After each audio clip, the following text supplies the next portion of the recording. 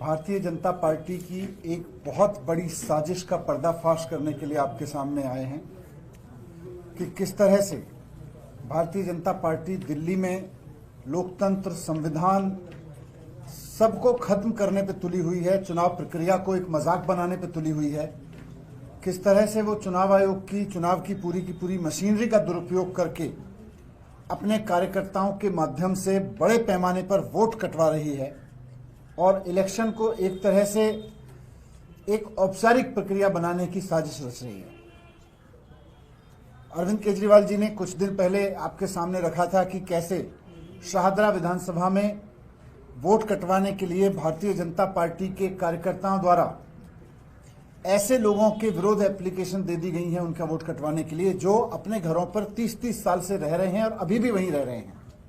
उन्होंने बाकायदा लोगों को आपके सामने प्रेजेंट किया था, उन्होंने बाकायदा वोटिंग कार्ड दिखाए थे। उसके बाद मीडिया ने भी बहुत सारे लोगों के घर जा जाके बताया था कि देखिए ये लोग यहीं पे रह रहे हैं, लेकिन भारतीय जनता पार्टी के कार्यकर्ता चुनाव आयोग के साथ मिलकर उनके वोट कटवाने में लगे हुए हैं।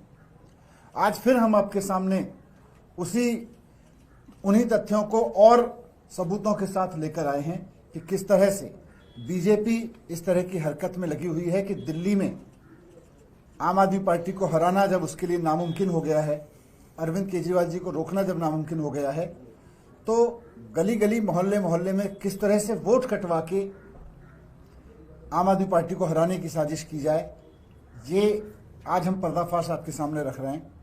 हमने एक विधानसभा का जिक्र आपसे किया था पिछले प्रेस कॉन्फ्रेंस में। आज हम 7 विधानसभाओं का डेटा और लेकर आए हैं, 7 विधानसभाओं के तथ्य और लेकर आए हैं जहां बड़ी संख्या में एप्लीकेशंस फाइल किए गए हैं लोगों के वोट काटने के लिए, ऐसे लोगों के वोट काटने के लिए जो वर्षों से उसी पते पर रह रहे हैं, जिनके वोट उस पते पर बने हुए हैं और उन्हीं पर रहते हुए जहां वो रह रहे हैं वहां उनके वोट भारतीय जनता पार्टी कटवा रही है। कई ऐसी विधानसभाएं हैं जहां हजारों वोट काटने की, कई हजार वोट काटने की एप्लीकेशन भारतीय जनता पार्टी के कार्यकर्ताओं द्वारा दी जा रही है। मैं राघव से रिक्वेस्ट करूंगा कि लोकतंत्र का और चुनाव प्रक्रिया का मजाक बनाने वाली प्रक्रिया इस भारतीय जनता पार्टी की साजिश का तथ्यों के साथ में मीडिया के सामने रखें, क्योंकि इन्होंने पूरा उसका इन्वेस्टिगेशन किया है। बहुत बहुत शुक्रिया मनीष भाई। जैसा कि आपको बताया गया कि आज हम 7 ऐसी विधानसभाएं जहां पर बड़ी तादाद में वोट काटने की एप्लीकेशंस आई हैं उसका जिक्र करेंगे। इन 7 विधानसभाओं में 29 अक्टूबर से लेकर आज तक, यानी कि चुनाव आयोग द्वारा समरी रिवीजन का जो 2 महीने का एक प्रोसेस शुरू हुआ था कि 2 महीने में चुनाव आयोग के खुद के अफसर घर घर जाकर चेक करेंगे कौन वोटर रहता है कौन नहीं रहता और एक ड्राफ्ट इलेक्टोरल रोल जारी करेंगे। वो प्रक्रिया 28 अक्टूबर को समाप्त हो गई, इस वर्ष के 28 अक्टूबर। 28 अक्टूबर के बाद जब ये प्रक्रिया समाप्त हो गई, चुनाव आयोग के मतदाता सूची प्रकाशित हो गई, उसके बाद इतनी बड़ी तादाद में इन 7 विधानसभाओं में वोट काटने के लिए आवेदन पत्र आए। जब ये देखा गया कि कितने आवेदन पत्र आए तो पता लगा इन 7 विधानसभाओं में कुल 22,649 एप्लीकेशंस इन 7 विधानसभाओं में आई हैं। और ये एप्लीकेशंस इतनी भारी तादाद में चुनाव आयोग के समरी रिवीजन प्रोसेस समाप्त होने के बाद कौन डाल रहा है, कौन है वो शख्स या कौन है वो लोगों का समूह जो इतनी बड़ी तादाद में वोट कटवाना चाहता है मतदाताओं के, इसके बारे में हमने जानने की थोड़ी कोशिशें करी, जांच पड़ताल करने का प्रयास किया, तो ये पाया कि इनमें से कई सारे ऑब्जेक्टर्स यानी कि आपत्तिकर्ता कहीं ना कहीं बीजेपी से जुड़े हुए हैं। आपत्तिकर्ता कौन होता है? किसी का भी वोट काटने के लिए एक आवेदन पत्र चुनाव आयोग में दाखिल किया जाता है और वो एक आपत्तिकर्ता दाखिल करता है कि भाई मैं शिकायत करता या आपत्ति करता हूं, मैं चाहता हूं इस शख्स का वोट काटा जाए क्योंकि यह शख्स अब हमारे विधानसभा क्षेत्र में नहीं रहता या इनका देहांत हो गया है। जब उस आपत्तिकर्ता के, ऑब्जेक्टर्स के हमने नाम छांटे इन 7 विधानसभाओं में और जांच पड़ताल करने की कोशिश करी, तो यह पाया गया कि कुछ लोग जो कहीं ना कहीं बीजेपी से जुड़े हैं, उन्हीं लोगों ने मैक्सिमम एप्लीकेशंस वोटर डिलीशन की दी गई हैं। मैं उदाहरण के तौर पर ये सारे दस्तावेज आपको उपलब्ध करा देंगे। जनकपुरी विधानसभा में 24 ऐसे लोग चिन्हित हो पाए हैं जिन्होंने कुल मिलाकर 4874 वोट काटने की एप्लीकेशनें दी हैं। मात्र 24 लोगों ने 4874 वोट काटने की एप्लीकेशंस दी हैं और इन 24 का कहीं ना कहीं जुड़ाव भारतीय जनता पार्टी से साफ तौर पे नजर आता है। मैं बता दूं कि जनकपुरी में कुल मिलाकर मतदाता सूची प्रकाशित होने के बाद 7055 वोट काटने की एप्लीकेशनें आई। 7055 में से 4874 इन 24 लोगों ने दी हैं। ये मैं उसका पूरा ब्यौरा लाया हूं, ये मैं भी आपको दे दूंगा। इसके बाद अगली विधानसभा है करावल नगर। इसमें कुल मिलाकर 3861 एप्लीकेशंस वोट काटने की आई, जिसमें पता लगा कि 3260 यानी कि 3260 एप्लीकेशनें सिर्फ 2 लोगों ने दी हैं। 2 लोगों ने 3260 वोट काटने की एप्लीकेशन एक विधानसभा क्षेत्र करावल नगर में दी हैं। एक कोई स्वाति पांडे जी हैं, एक लकी गुप्ता जी हैं, इनकी भी मैं डिटेल लाया हूं, ये भी मैं आपको दे दूंगा। एसी नंबर 52 तुगलकाबाद, यहां पर कुल मिलाकर मतदाता सूची प्रकाशित होने के बाद 4016 वोट काटने की एप्लीकेशनें आई, जिसमें से 2435 वोट काटने की एप्लीकेशन मात्र 15 लोगों ने दी है। यानी कि 15 लोग मिलके 2435 लोगों के वोट कटवाना चाहते हैं और ये 15 लोग वो हैं जिनके तार बीजेपी से जुड़ते हैं। फिर पालम विधानसभा, जिसमें 9 ऐसे लोग जिन्होंने 1641 एप्लीकेशनें दी, ये वो 9 लोग हैं जिनके तार बीजेपी से जुड़ते हैं। हरिनगर, जहां मात्र 4 लोगों ने 637 एप्लीकेशंस दी वोट काटने की, इन 4 लोगों के भी कहीं ना कहीं तार बीजेपी से जुड़ते हैं। मुस्तफाबाद, एक ही आदमी ने 534 वोट काटने की एप्लीकेशन दे दी है। एक आदमी एक विधानसभा क्षेत्र में 534 वोट कटवाने की एप्लीकेशन दे रहा है, राजकुमार नाम का ही शख्स है। और रजौरी गार्डन में 6 लोगों ने 571 वोट काटने की एप्लीकेशनें दी। कुल मिलाकर रजौरी गार्डन में 1297 एप्लीकेशंस आई, जिसमें से 571 एप्लीकेशंस इन 6 लोगों ने दी, जिनके नाम आज अभी हम सार्वजनिक करेंगे।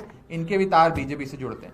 हमने थोड़ी जांच पड़ताल करने की कोशिश करी कि ये लोग कौन हैं और जिनके बारे में हम कह रहे हैं जिनकी तार बीजेपी से जुड़ते हैं। तो एक, जैसे कि उदाहरण के तौर पे जनकपुरी में 194 वोट काटने की एप्लीकेशन एक ये महेंद्र कुमार मलिक जी हैं जिन्होंने दिया है। ये बीजेपी के मेंबर है। ऐसे ही एक जनकपुरी में एक और हैं प्रिंस गर्ग जी, इन्होंने 50 एप्लीकेशन दी हैं, ये भी बीजेपी से जुड़े हुए हैं, इनकी मेंबरशिप डिटेल्स हैं।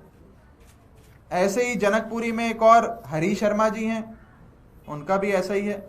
मुस्तफाबाद में मैंने जिन राजकुमार जी का जिक्र करा वो ये रहे बीजेपी के नेताओं के साथ। तो कहीं ना कहीं या तो वो बीजेपी से प्रत्यक्ष रूप से अप्रत्यक्ष रूप से जुड़े हुए हैं, उनके साथ काम कर रहे हैं, या तो उनके दफ्तर में पगार लेकर काम कर रहे हैं, या उनके समर्थक हैं, या उनके कार्यकर्ता हैं, उनके वर्कर हैं, या उनके ऑफिस बियरर हैं। ऐसे सारे लोगों का ब्यौरा सामने आया। समझ ये नहीं आता कि चुनाव 2 महीने बाद है, अब तो 2 महीने से भी कम रह गया। इतने चुनाव के पास आकर इतने बड़े स्तर पर वोट काटने की क्या जरूरत आन पड़ी?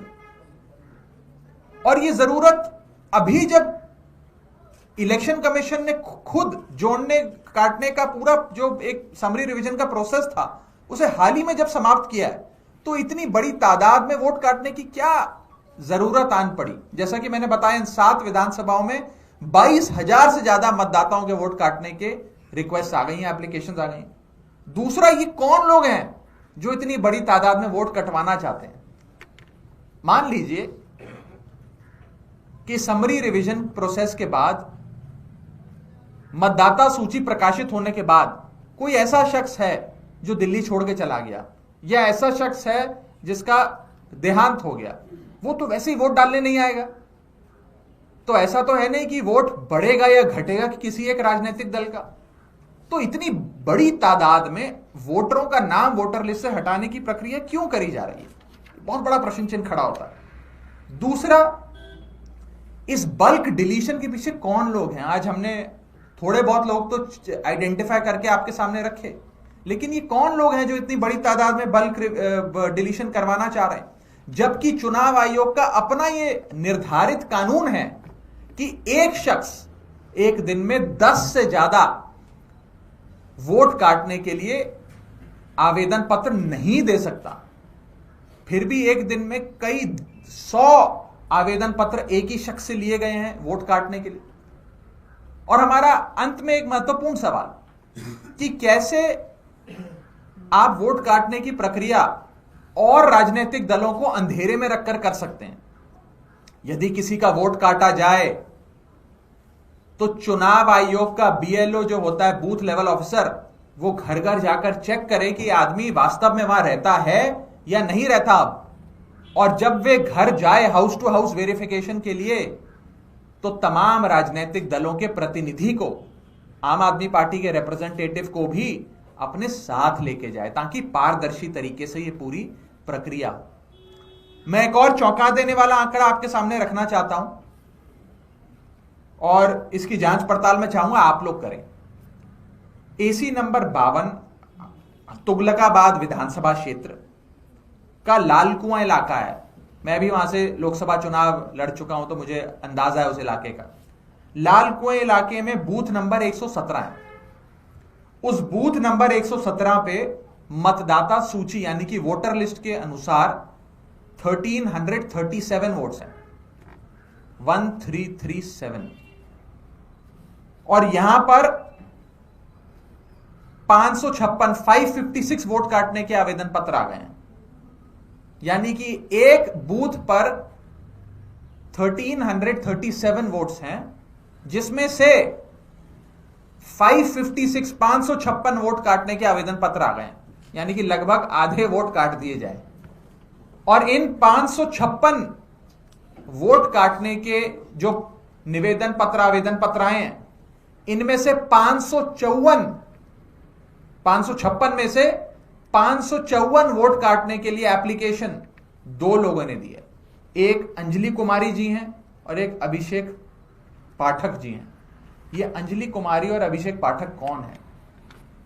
किस राजनीतिक दल से इनका रिश्ता है, जो एक पोलिंग बूथ पे 1337 वोटों में से 554 वोट कटवाना चाहते हैं? क्यों कटवाना चाहते हैं? वो लोग वहां रहते हैं, वो लोग जिंदा हैं, वो लोग अपना संवैधानिक अधिकार, फंडामेंटल राइट टू वोट का इस्तेमाल करना चाहते हैं चुनावों में। आप उनका वोट काटने के काम कर रहे हैं। अगर इस प्रकार से एक राजनीतिक दल वोट कटवाएगा तो क्या चुनाव फ्री एंड फेयर हो सकता है? क्या दिल्ली में निष्पक्ष और बिल्कुल स्वतंत्र चुनाव हो पाएगा? ये एक बड़ा सवाल खड़ा होता है। मैं आगे की बात के लिए मनीष जी से अनुरोध करूंगा। बहुत ही चौंकाने वाला और चिंता वाला विषय है जो फैक्चुअली राघव जी ने आपके सामने रखा, कि कैसे 7 विधानसभाओं में 22,000 वोट ऐसे लोगों के काटने की तैयारी की जा रही है जो वहीं रहते हैं, लेकिन शायद भारतीय जनता पार्टी की नज़र में वो भारतीय जनता पार्टी के वोटर्स नहीं होंगे, इसलिए उनके वोट काटने की साजिश रची जा रही है। भारतीय जनता पार्टी के कार्यकर्ताओं द्वारा तमाम कानूनों का, नियमों का उल्लंघन करके एप्लीकेशंस फाइल की जा रही हैं आर्बिट्रेरी तरीके से, और फिर चुनाव आयोग उनको संज्ञान में ले रहा है, चुनाव आयोग उन पर कार्रवाई कर रहा है। ये सबसे खतरनाक है। इन्होंने बताया कि किस तरह से एक विधानसभा में केवल एक बूथ पर 1300 में से लगभग आधे वोट 550-600 वोट्स काटने की तैयारी की जा रही है। क्यों? क्योंकि शायद बीजेपी को लग गया होगा कि इस बूथ पर वो जीतते नहीं हैं या इस बूथ पर उनके समर्थक नहीं हैं। मैं भारतीय जनता पार्टी से पूछना चाहता हूं और साथ साथ चुनाव आयोग से भी पूछना चाहता हूं कि बाबा साहब अंबेडकर ने संविधान बनाते वक्त देश के आम आदमी को जो सबसे बड़ा अधिकार दिलवाया वो था वोट डालने का अधिकार। अंग्रेजी राज में हमारी सबसे बड़ी पीड़ा थी कि हमें वोट डालने का अधिकार नहीं था, सरकार हम नहीं चुनते थे। आज आजादी का सबसे बड़ा मतलब यह है कि भारत के लोग अपनी सरकार चुनेंगे और अपनी चुनी हुई सरकार बनाएंगे, उनको वोट डालने का अधिकार होगा। लेकिन जब भारतीय जनता पार्टी चुनाव नहीं जीत पा रही और संविधान में बाबा साहब ने वोट डालने का अधिकार दिया हुआ है तो उसको तो छेड़ नहीं सकती है, तो उसका दूसरा तरीका निकाल दिया कि लोगों के वोट ही कटवा दो। तो एक तरह से लोगों को, जो जिंदा लोग हैं, जो अपने अपने घरों पे रह रहे हैं, उन्हीं पतों पर रह रहे हैं जहां पर वो वोट डालते आए हैं, उनका वोट डालने का अधिकार छीनना संविधान की आत्मा को मारने के बराबर है। ये सिर्फ कुछ लोगों के वोट डालने के अधिकार का हनन नहीं है, ये बाबा साहब की पूरी जिंदगी जो उन्होंने भारत के लिए लगाई, लोगों को वोट दिलाने के अधिकार के लिए लगाई, उसका अपमान करने का है। बाबा साहब के भारत के पूरे विजन का अपमान है कि भारत के लोगों का वोट डालने का अधिकार छीन लिया जाए। मैं चुनाव आयोग से रिक्वेस्ट करूंगा कि वो इस पूरे कुकृत्य का भारतीय जनता पार्टी का साथ ना दें। चुनाव आयोग के अधिकारियों से भी, जो नीचे BLO से लेकर AERO, RO जैसे अधिकारी हैं, उनसे भी मैं रिक्वेस्ट करूंगा कि संविधान में आपकी जिम्मेदारी लोकतंत्र की रक्षा की है, लोगों के वोट डालने के अधिकार की रक्षा की है।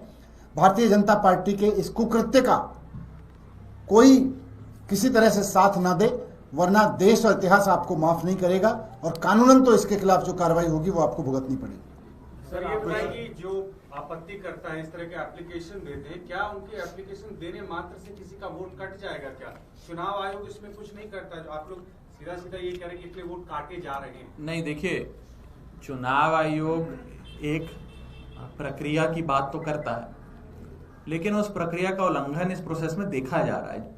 पहला स्टेप होता है कि एक शख्स 10 से ज्यादा वोट काटने का पत्र यानी कि एप्लीकेशन दे ही नहीं सकता। यहां तो मैं आपको दिखा रहा हूं, एक शख्स ने 600, 700 आवेदन पत्र दिए हुए हैं वोट काटने के लिए, तो यही वायलेशन हो गया। दूसरा, ये जो पूरा प्रोसेस है ये अंधेरे में और तमाम राजनीतिक दलों को अंधेरे में रखकर किया जा रहा है। हमें तो कभी भी BLOs नहीं बुलाते कि आप हमारे साथ हाउस टू हाउस वेरिफिकेशन पे चलिए। हमें तो किसी हेयरिंग में नहीं बुलाया जा रहा कि इनके नाम काटेंगे, आप आइए, आप आपत्ति दर्ज कराइए। ये सब चोरी छुपे अंधेरे में हो रहा है, जो कि बहुत चिंताजनक है। आम आदमी पार्टी के द्वारा किसी के भी वोट काटने का कोई एप्लीकेशन नहीं दिया गया। देखिए, आम आदमी पार्टी का कोई औचित्य या कोई मैं कहूं बेसिस ही नहीं है ये देने का। वोट काटने की एप्लीकेशन अमूमन वो शख्स देता है जिसने अब उस इलाके में उस घर की रिहाइश छोड़ दी। मान लो मैं दिल्ली से लखनऊ शिफ्ट हो जाता हूं, तो मेरा जो निवास स्थान है वो बदल गया, तो मैं खुद या मेरा पड़ोसी वो आवेदन पत्र चुनाव आयोग में दर्ज करेगा कि इस नाम का शख्स अब दिल्ली नहीं रहता, ये दिल्ली से बाहर शिफ्ट हो गए। या कोई शख्स जिनका देहांत हो गया, उनके घर परिवार वाले आवेदन पत्र देते। कोई थर्ड पर्सन 700, 800 आवेदन पत्र थोड़ी दे सकता है किसी का वोट काटने के लिए। आप खुद ही सोचिए, आपके मोहल्ले के वोट काटने के लिए कोई एक राजनीतिक दल से जुड़ा आदमी अगर 700 लोगों का वोट काटने का आवेदन पत्र दे दे और इस आधार पे कि वे यहाँ पे नहीं रहते, उनका देहांत हो गया, तो उसका क्या मतलब है और मकसद क्या है? एक क्लैरिटी राघव जी, आप कह रहे हैं कि एक शख्स 10 से ज्यादा आवेदन नहीं दे सकता एक दिन में, तो ये आप कह रहे हैं कि 700 वोट कटवा रहे हैं, तो ये 700 आवेदन है या 700 वोटों को कटवाने का एक आवेदन है? ना 700 वोट एक आदमी 10 वोट से ज्यादा कटवाने का आवेदन पत्र नहीं दे सकता। ठीक है, इसमें 700, 800 वोटर काटने के आवेदन पत्र आ राघव जी, जब आप चुनाव आयोग की भूमिका कोई बहुत सारे सिम राघव जी, आप चुनाव आयोग की भूमिका पे संदेह जता रहे हैं, आप मिलने भी जा रहे हैं आज। अगर आपके मुताबिक कार्रवाई नहीं होती तो क्या आप सुप्रीम कोर्ट कर सकते हैं? नहीं, देखिए, आज हमारे नेता अरविंद केजरीवाल जी के नेतृत्व में एक डेलीगेशन इलेक्शन कमीशन जाएगा। हम चीफ इलेक्शन कमिश्नर और जो इलेक्शन कमिश्नर्स हैं उनसे मुलाकात करेंगे, उन्हें अपना मेमोरेंडम भी देंगे और ये तमाम सबूत जो मीडिया के सामने हमने रखे हैं, ये और इसके अलावा कई दस्तावेज हैं जो अभी हमने आपसे साझा नहीं करे हैं, जो आज हम चुनाव आयोग में दाखिल करने जा रहे हैं। हम उम्मीद करते हैं कि चुनाव आयोग फ्री एंड फेयर इलेक्शंस की जो भावना है, जो सर्वप्रिय है, उसे महत्व देते हुए इस पे कार्रवाई करेगा। कार्रवाई नहीं करेगा तो फिर आगे आंदोलन को कैसे लेके जाना उस पर सोचे। बीजेपी पर आरोप लगा रहे हैं वोट कटवाने का। बीजेपी आप पर हमेशा ये आरोप लगाती रही कि आपकी सरकार ने रोहिंग्या और बांग्लादेशियों को यहाँ बसाने का काम किया, उनका फर्जी वोटर कार्ड लाने का काम किया। तो मनीष जी, सवाल ये है कि एलजी साहब ने कल एक निर्देश दिया कि एक स्पेशल टास्क फोर्स तैयार। देखिए, ये भारतीय जनता पार्टी का एक बहुत बड़ा ड्रामा रहता है रोहिंग्याओं को लेके हमेशा। मैंने सोशल मीडिया के माध्यम से भी और मीडिया के माध्यम से भी सबके सामने रखा कि किस तरह से अमित शाह जी इनको लेकर आए और हरदीप सिंह पुरी जी ने खुद ट्वीट करके बताया था कि वो इनको बसा रहे हैं, यहां पर उनको सुविधाएं दे रहे हैं। और अब चुनाव के समय पे रोहिंग्या चिल्ला रहे हैं, कार्रवाई करने का नाटक कर रहे हैं। आपको पता है कि कहां है इसका मतलब? कहां छिपा के रखा हुआ था अब तक? कैसे आए रोहिंग्या दिल्ली तक? दिल्ली कोई बांग्लादेश के बॉर्डर से तो लगा हुआ नहीं है। दिल्ली में कोई ऐसा तो है नहीं कि सीधे बांग्लादेश से कोई सीधे टनल लगी हुई है। आपकी सारी व्यवस्था को किनारे करते हुए अगर आए तो आप लेकर आए ना उनको। दिल्ली तक लेकर कैसे आए आप? अमित शाह जी लेके आए, देश के होम मिनिस्टर लेके आए। और फिर हरदीप सिंह पुरी जी ने खुद अपने ट्वीट करके बताया, उस समय की कई मीडिया रिपोर्ट्स मैंने ट्वीट की हैं, कि किस तरह से भारतीय जनता पार्टी और केंद्र सरकार यहां पे पलक पावड़े बिछा के बता रही थी कि हम बसाएंगे उनको, और अब ड्रामा कर रहे हैं।